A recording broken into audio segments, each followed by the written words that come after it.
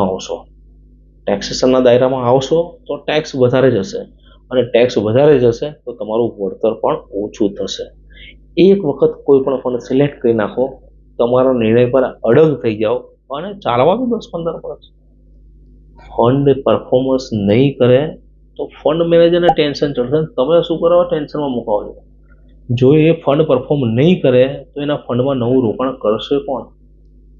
બની શકે કે કોઈ ફંડ 2 કે 3 વર્ષ સુધી પરફોર્મ ન કરે, પણ આજ સુધી એવું નથી બન્યું કે કન્સિસ્ટન્ટ 1 થી 5 વર્ષ સુધી નંબર 1 થી નંબર 5 કેટેગરીમાં કોઈ પણ ફંડ રહ્યું હોય. આજ સુધી બન્યું નથી, ભૂતકાળમાં પણ એ નથી બન્યું, ભવિષ્યકાળમાં પણ એ નહીં જ બને, એની પાક્કી ખાતરી છે.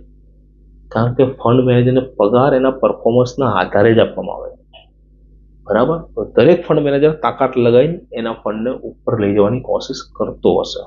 માટે ખૂબ સમજીને રોકાણ કરજો, અને સમજણ ન પડતી હોય તો અમારી એવા લોકોનો કોન્ટેક્ટ કરજો. નંબર ડિસ્ક્રિપ્શનમાં આપેલો જ છે. જેટલી વધારે સ્કીમ લેશો ને એટલા વધારે કન્ફ્યુઝન ઉભા થશે, એ પાક્કું છે.